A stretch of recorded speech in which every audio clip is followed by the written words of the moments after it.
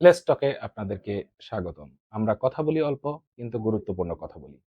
আজকে আমরা যে টপিকস নিয়ে আলোচনা করব আ সেটি খুবই ট্রেন্ডি এবং ভাইরাল হয়েছে সম্প্রতি সামাজিক যোগাযোগ মাধ্যমে। তো এই বিষয় নিয়ে কথা বলার জন্য আজকে আমাদের স্টুডিওতে উপস্থিত আছে শ্রদ্ধেয় শিক্ষক আব্দুস সবুর আহমেদ। আপনার কাছে স্যার প্রশ্ন। কবির হোসেন আপনি নিশ্চয়ই দেখেছেন যে উনি ইতিমধ্যে ভাইরাল হয়েছেন। তার কৃষক কার্ড আ সেটাকে জাস্টিফিকেশন এর জন্য আসলেই সঠিক কৃষক সে কার্ডটি পেল কিনা এই বিষয়ে বিভিন্ন মহলে প্রশ্ন উঠেছে। তার একটি বক্তব্য থেকে আমার ছোট্ট একটি প্রশ্ন। উনি বলেছেন, কেঁদে বলেছেন এটা কি সংবিধানের কোন জায়গায় লেখা আছে যে কৃষক যারা তারা কুট্টাই পড়তে পারবে না? আমি এটা তীব্র নিন্দা জানাই। কোন দেশে বাস করি আমি? যে, কৃষকরা কি টাই কোট পড়তে পারে না? এই অধিকার কি তাদের নেই? আমরা আসলে কৃষককে কি চোখে দেখি? আমরা কি কৃষককে এক্সপেক্ট করি সে গরিবই থাকবে? স্যার, এ বিষয়ে আপনার তাহলে মন্তব্য কি? কবির হোসেন আমার একজন বন্ধু মানুষ। একই সাথে পড়াশোনা করতাম। তো একেকজন একেক লাইনে চলে যায়। আমি আছি শিক্ষকতা পেশায়, আর উনি চলে গেছে কৃষক পেশায়। কৃষক বলে যে আমরা যে তাকে অবহেলা করব তা না। কৃষি হলো এদেশের প্রাণ। আর সে একজন কৃষক হয়ে গেছে, আমি মনে করি সে একজন ভালো একজন পেশায় চলে গেছে। তো আজকে তাকে নিয়ে ট্রল করা হচ্ছে যে কৃষক নাকি কুট্টায় পড়তে পারবে না। কিন্তু কেন পারবে না? আমার এটাই প্রশ্ন জাগে দেয়। যে উন্নত বিশ্বের সাথে যদি আমরা দেখি, যে উন্নত বিশ্বের কৃষকরাও উট্টায় পড়তেছে এবং বিভিন্ন দেশ ভ্রমণ করতেছে।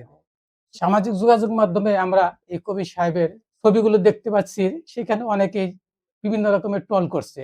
এ ট্রল করার কিছুই না। এদিকে বিভিন্ন সরকারি কর্মকর্তাও প্রুভ করছে তার বাড়িতে এসে। আমরাও দেখতে পাচ্ছি যে তার বাড়িতে বিভিন্ন রকমের সবজি চাষ এবং কি তার বিভিন্ন মানুষের যে জমি বর্গা চাষ করে সেটাও প্রমাণিত হয়েছে।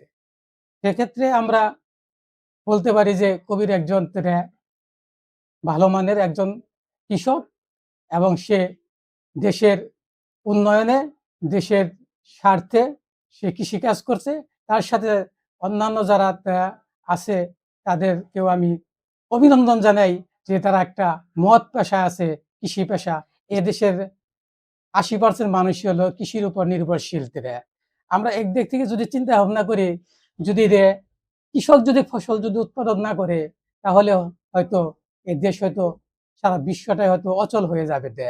আর কৃষক আছে বলে আমরা আজকে বেঁচে আছি, আমাদের খাদ্যের যোগান দিচ্ছে। সেক্ষেত্রে আমরা লক্ষ্য করতেছি লক্ষ্য করি যে কৃষকদের অবহেলা করার কিছুই নাই। আমাদের দৃষ্টিভঙ্গি যদি আমরা না পাল্টাই, তাহলে আগামী ভবিষ্যৎটা অন্ধকারে থেকে যাবে। তার তার জন্য আমাদের সবাইকে এই দৃষ্টিভঙ্গি পাল্টাতে হবে। কৃষক একজন মানুষ। কৃষক এদেশের মানুষরা হিসাবে আমরা তাকে মূল্যায়ন করব। যেহেতু সে কৃষি কাজ না করলে, খাদ্য উৎপাদন না করলে আমরা বেঁচে থাকতে পারতাম না। সেই ক্ষেত্রে আমাদের তাদেরকে মূল্যায়ন করতে হবে। তারেক জিয়ার কাছে যে কৃষি কার্ড নিছে, এটা তার প্রাপ্য ছিল আমি মনে করি। তো অনেকে অনেক রকমের মন্তব্য করতেছে যে উনি কৃষক না। সেক্ষেত্রে আমাদের বিভিন্ন রকমের মিডিয়া সেটা প্রমাণ পেয়েছে যে কবির সাহেব একজন কৃষক এবং যোগ্য কৃষক। সে বুঝতে পারে যে কত ডিসিমলে কত সার দিতে হয়, কখন কীটনাশক দিতে হয়, কখন জমিতে সেচ দিতে হয়, সেটা সে এবং বুঝতে পারবে। আমি তাই মনে করি যে কবির একজন যোগ্য এবং দক্ষ কৃষক। সেই হিসাবে আমরা যেন কবিরের মতো একজন দক্ষ কৃষক হতে পারি। জি, ধন্যবাদ স্যার। আপনি যথার্থই বলেছেন। কৃষককে মূল্যায়ন করতে হবে। তাহলেই আমরা প্রকৃত মানুষ হতে পারবো। প্রকৃত জীব হিসাবে বা মানুষ হিসেবে জন্মগ্রহণ করার সার্থকতা তখনই হবে যখন আমরা অন্যকে মূল্যায়ন করতে পারবো। ধন্যবাদ। লেটস টকে আবার দেখা হবে।